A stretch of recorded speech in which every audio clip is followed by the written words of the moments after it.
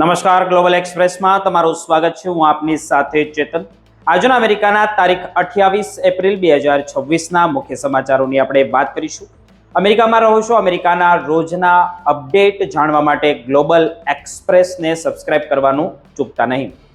આજના મુખ્ય સમાચારોની આપણે વાત કરીએ તો શું તમારી અંગત પળો પર કોઈની અમેરિકાની અંદર નજર છે? તો સાવધાન થઈ જજો. એક જાણીતી હોટેલ ચેઇનનો એવો દગો જેણે હજારો પરિવારોને વેરવિખેર કરી દીધા છે. રૂમની બહાર ઊભું છે અજાણ્યું જોખમ. જાણો હોટેલના એક ગુપ્ત ફોર્મનું રહસ્ય શું? તેમની વિગતે ચર્ચા કરીશું. આ પછીના સમાચારોની આપણે વાત કરીએ તો અમેરિકન ડ્રીમ કે સોનાની બેડીઓ. એપ્રિલ 2026ના નવા વિઝા નિયમોએ ભારતીયોની ઊંઘ ઉડાવી. રાજા જેવું જીવન છોડી પ્રોફેશનલ કેમ વતનની વાટ પકડી રહ્યા છે? જાણો શું હવે ગુજરાત બનશે નવું અમેરિકા? તેમની વિગતે ચર્ચા કરીશું. આ પછીના સમાચારોની આપણે આગળ વાત કરીએ તો 7 સમંદર પાર અમેરિકામાં ગુજરાતીઓ પર મરણતોલ આફત આવી છે. લૂંટના ઈરાદે કે નફરતનો શિકાર? ડીંગુચા પરિવારની હત્યા પાછળનું ભયાનક સત્ય બહાર આવ્યું. શું હવે અમેરિકા હવે ભારતીય વેપારીઓ માટે ડેથ ટ્રેપ બની રહ્યું છે? જુઓ આ લોહિયાળ ખેલનો રિપોર્ટ શું છે. આ બધા જ સમાચારોની આપણે વિગતે ચર્ચા કરીએ. આપ જોતા રહો ગ્લોબલ એક્સપ્રેસ.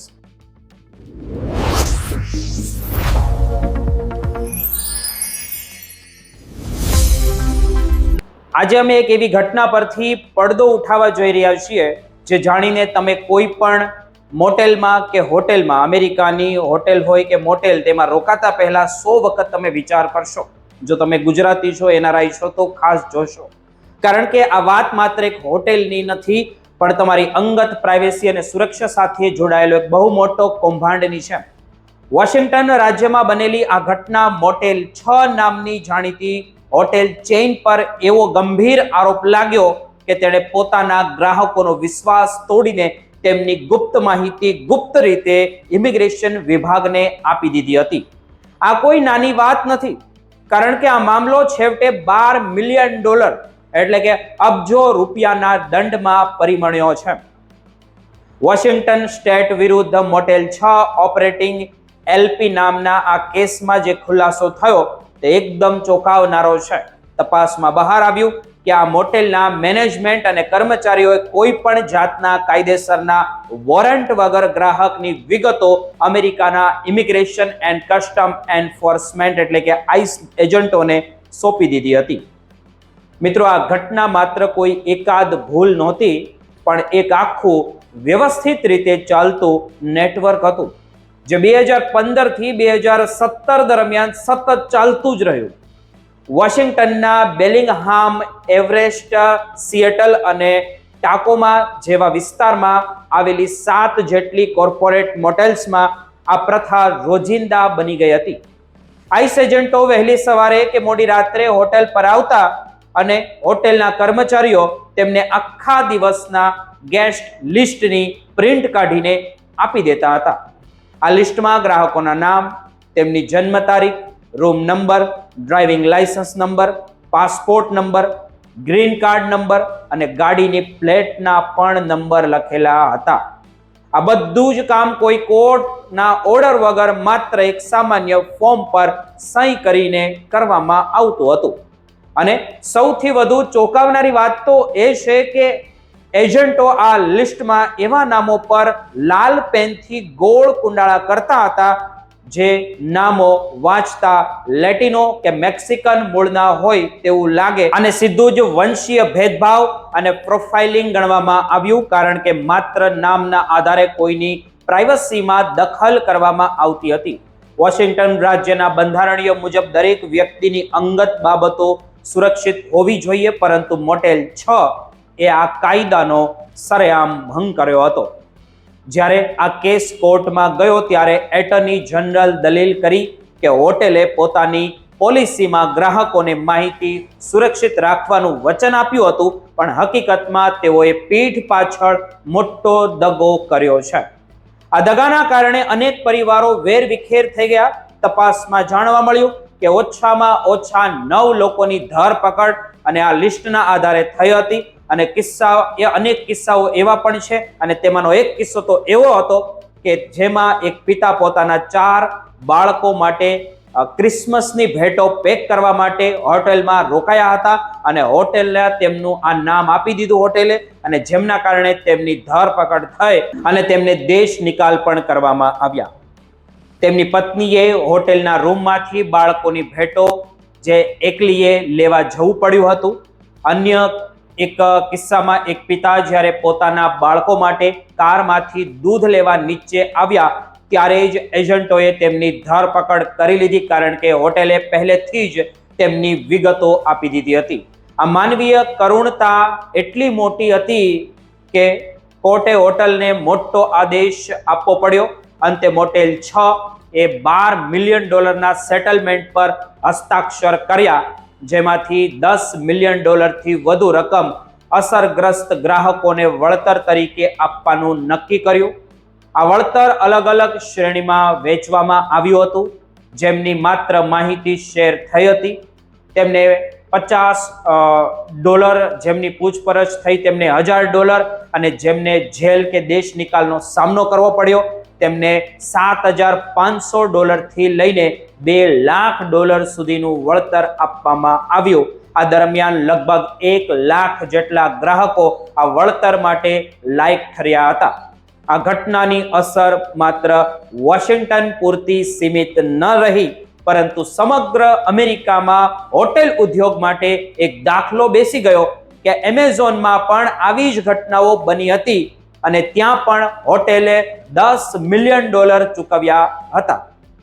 આ આખા વિવાદના કારણે મોટેલ 6ના ઉચ્ચ અધિકારીઓએ રાજીનામા આપવા પડ્યા, જેમાં CEO અને અન્ય મોટા હોદ્દેદારોનો સમાવેશ થઈ રહ્યો છે.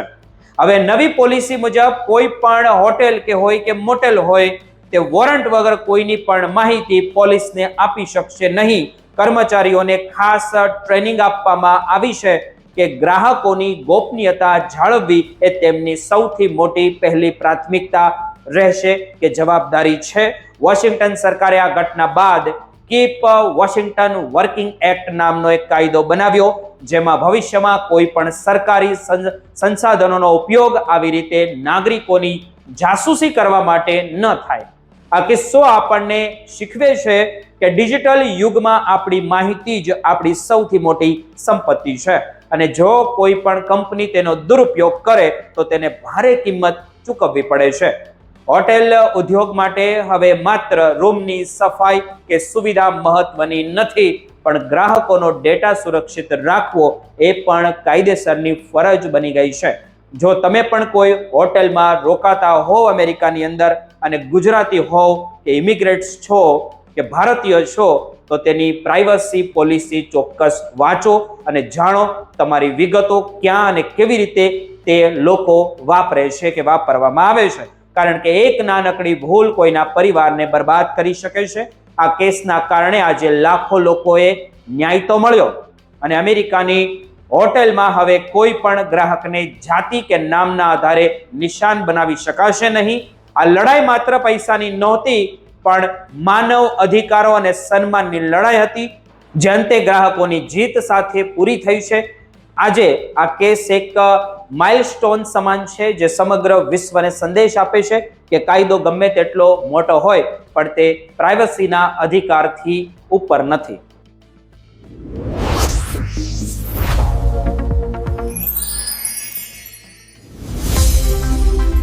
વૈશ્વિક સ્તરે અત્યારે મજૂર ગતિશીલતામાં એક મોટો બદલાવ જોવા મળી રહ્યો છે અમેરિકાની અંદર, જ્યાં પશ્ચિમ દેશોની કડક ઇમિગ્રેશન નીતિઓ અને ભારત જેવા દેશોનો ઝડપી આર્થિક વિકાસ આમને સામે આવી ગયા હોય તેવું લાગી રહ્યું છે.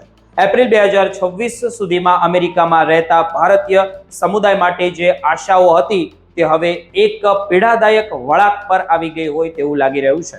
એક રિપોર્ટમાં જોઈ શકાય છે આપણે કે જેમાં જુહી નિગમ જેવા પ્રોફેશનલની વાર્તા દર્શાવવામાં આવી છે, જેમનું અમેરિકામાં રાજા જેવું જીવન હતું.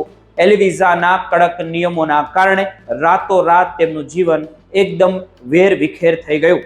મિત્રો, આ રિપોર્ટમાં આપણે વાત કરીશું, વિગતે ચર્ચા કરીશું કે કયા વહીવટી અને આર્થિક પરિબળો આ રિસર્ચ માઇગ્રેશન એટલે કે વતન વાપસી માટે જવાબદાર છે. અને અમેરિકાની અંદર રહો છો તો અંત સુધી જોતા રહેજો કેવી રીતે ગુજરાત હવે પરત ફરતા ભારતીયો માટે એક નવ આશાનું કિરણ બની રહ્યું છે. સૌથી પહેલા L1 વિઝાની વાત કરીએ તો શરૂઆતમાં મલ્ટીનેશનલ કંપનીઓના મહત્વના કર્મચારીઓને અમેરિકા મોકલવા માટે બોલાવવામાં આવ્યા હતા, પરંતુ 2026 સુધીમાં આ વિઝા ભારતીયો માટે અસ્થિરતાનું મોટું કારણ બની ગયા છે. L1 એ કેટેગરી મેનેજરો માટે છે, જ્યારે L1B અને સ્પેશિયલાઇઝ નોલેજ ધરાવતા લોકો માટે છે. જ્યારે કોઈ કર્મચારી L1B માંથી પ્રમોશન મેળવીને L1A માં જવા માંગે છે ત્યારે જે અસલી મુસીબત શરૂ થઈ જાય છે તેની સાથે. જુહી નિગમના પતિના કિસ્સામાં પણ આવું જ થયું. જ્યારે તેમને મેનેજર તરીકે પ્રમોશન મળ્યું ત્યારે સરકારી નિગમ મુજબ તેમને 1 વર્ષ માટે અમેરિકાની બહાર રહેવું પડે તેવો ફૂલ ઓફ પીરિયડ લાગુ થયો. આ એક એવો વહીવટી નિયમ છે જે સુનિશ્ચિત કરે છે કે આ વિઝા માત્ર કામચલાઉ છે, કાયમી નથી, પરંતુ જે પરિવારો વર્ષોથી અમેરિકામાં સામાજિક માળખામાં ભળી ગયા છે તેમના માટે આ આખું જીવન ખોરવી નાખનારી ઘટના ગણી શકાય. કાયદેસર રીતે 1 વર્ષ સુધી દેશની બહાર રહેવું પડે એટલે કે જો તમે વર્ષોથી અમેરિકામાં ઓફિસ સંભાળતા હો તો પણ તમારે ફરીથી પાત્રતા સાબિત કરવા માટે વિદેશ તો જવું જ પડે છે. અમેરિકન ઇમિગ્રેશન વિભાગ એટલે કે USCIS હવે 2026માં ખૂબ જ કડક રીતે ભૌતિક હાજરીના નિયમો લાગુ કરી રહ્યું છે. જો કોઈ વ્યક્તિ આ 1 વર્ષ દરમિયાન થોડા દિવસ માટે પણ અમેરિકાની મુલાકાતે જાય તો તેનો ફૂલ ઓફ પીરિયડ લંબાઈ જાય છે અને ગણતરીમાં 1 પણ અઠવાડિયાની ભૂલ થાય તો વિઝા નકારવામાં આવે છે. આ સીધો દેશ નિકાલની નોબત લાવે છે. આ વિઝાની તલવાર માત્ર નોકરી કરનાર પર જ નથી લટકતી, પણ તેમના જે નિર્ભર પત્ની કે બાળકો પર પણ તેની ગંભીર અસર થાય છે. L2 વિઝામાં રહેતા જીવનસાથીઓ હંમેશા ડરના ઓથર નીચે જીવે છે, કારણ કે જો મુખ્ય વિઝા ધારકોનો સમય પૂરો થાય તો તેમની કારકિર્દી પણ જોખમમાં આવી જાય છે. જુહી નિગમે જણાવ્યું કે કેવી રીતે તેમણે વિઝા એક્સપાયર થવાના ડરથી વર્ષો સુધી એક જ કંપનીમાં કામ કરવું પડ્યું, કારણ કે બીજી કોઈ કંપનીની તેમને નોકરી આપવા માટે તૈયાર નહોતી. સૌથી વધુ દુઃખદાયી સ્થિતિ તો ત્યારે ઊભી થઈ જ્યારે વિઝા રિન્યુઅલ ચાલતું હોય અને તમે અમેરિકાની બહાર પ્રવેશ ન કરી શકો. અનેક ભારતીયોએ આ કારણે પોતાના બીમાર માતા પિતાને મળવા ભારત આવવાની તક ગુમાવી છે.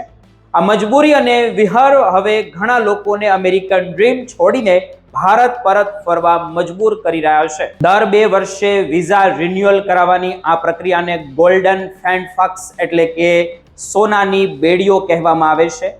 ઊંચી કમાણી હોવા છતાં લોકો ઘર ખરીદતા ડરે છે, કારણ કે ગમે ત્યારે વિઝા રિજેક્શન થઈ શકે છે. આ અનિશ્ચિતતા પરિવારમાં માનસિક તણાવ વધારે છે. બીજી તરફ અમેરિકાની 119મી કોંગ્રેસમાં H1B વિઝા વિરુદ્ધ પણ મોટું તોફાન આવ્યું. એપ્રિલ 2026માં રજૂ થયેલા નવા બિલમાં H1B વિઝા પર 3 વર્ષનો પ્રતિબંધ મૂકવાની અને વાર્ષિક ક્વોટા ઘટીને માત્ર $25,000 કરવાની દરખાસ્ત છે. એટલું જ નહીં, લઘુત્તમ પગાર $2 લાખ કરવાનો પ્રસ્તાવ છે, જેમાંથી સામાન્ય એન્જિનિયરો માટે ત્યાં ટકી રહેવું અશક્ય બની જશે. અને સૌથી મહત્વની વાત તો એ છે કે આ નવા બિલમાં H1B ધારકોને ગ્રીન કાર્ડ લેતા રોકવાની પણ વાત આવી છે.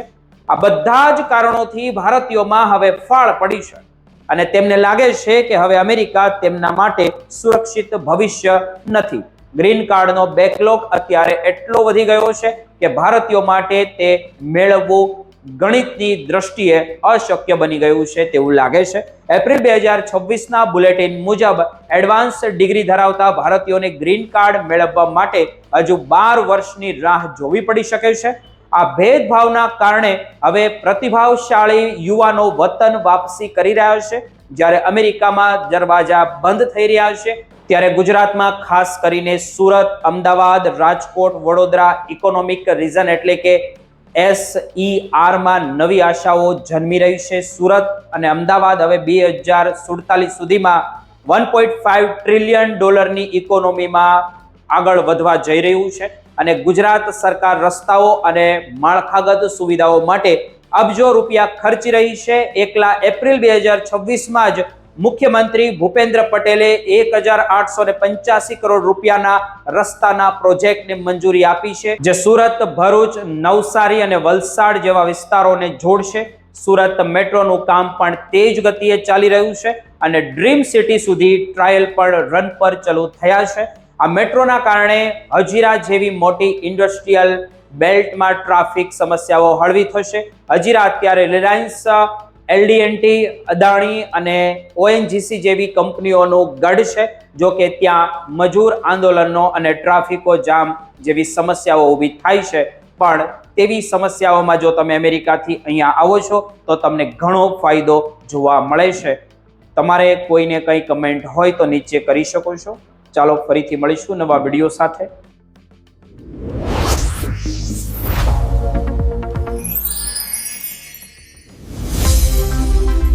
અમેરિકાનું સપનું દરેક ગુજરાતી માટે સમૃદ્ધિ અને સુરક્ષાનું પ્રતીક રહ્યું છે, પરંતુ અત્યારે ત્યાં વધી રહેલા ગુનાખોરીના ગ્રાફ અને આર્થિક અસ્થિરતાને આ સપના પર કાળા વાદળોએ ઘેરી લીધા હોય તેવું લાગી રહ્યું છે.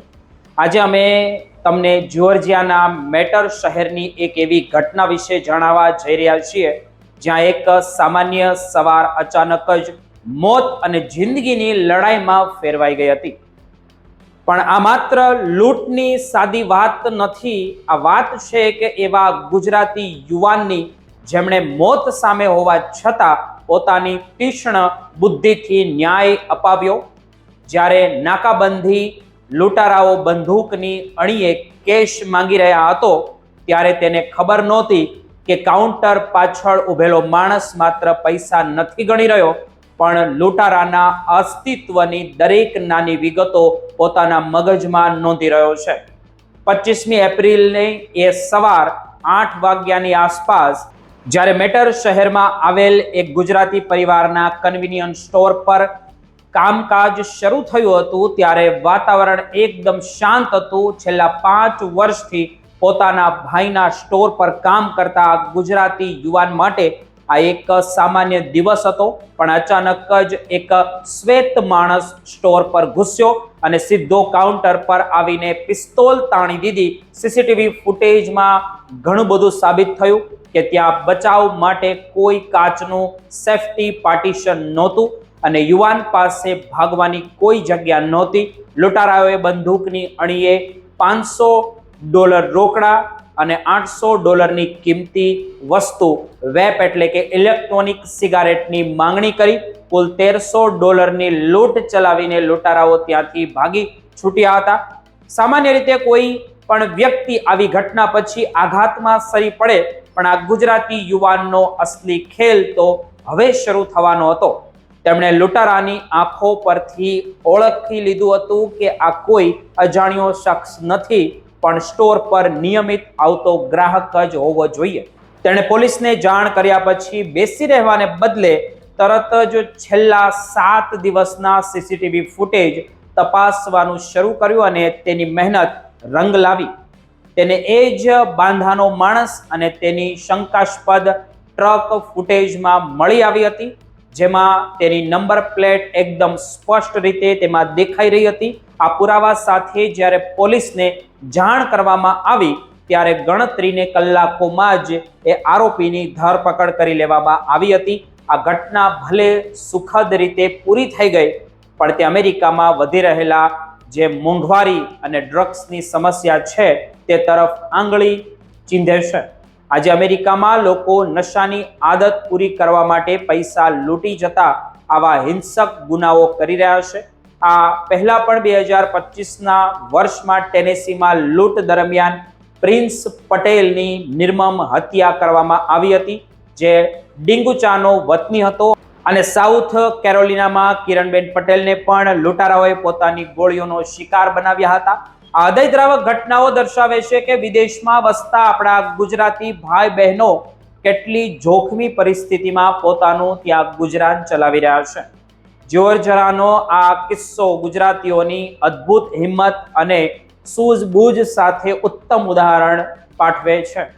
પરંતુ તે સાથે જ એક મોટો પ્રશ્ન ત્યાં ઊભો કરે છે કે શું અમેરિકામાં ગુજરાતી વેપારીઓ હવે ખરેખર સુરક્ષિત છે કે પછી દરરોજ સવારે સ્ટોરનું ઓપન બોર્ડ લગાવતા પહેલા જ તેમણે મોતનો સામનો કરવો તૈયાર રહેવું પડે છે. આ અહેવાલ અમેરિકામાં વસતા તમામ ભારતીયોની સુરક્ષા પર વિચાર કરવા માટે મજબૂર કરે છે. તમારું શું કહેવું છે નીચે કોમેન્ટ કરીને જરૂર જણાવજો.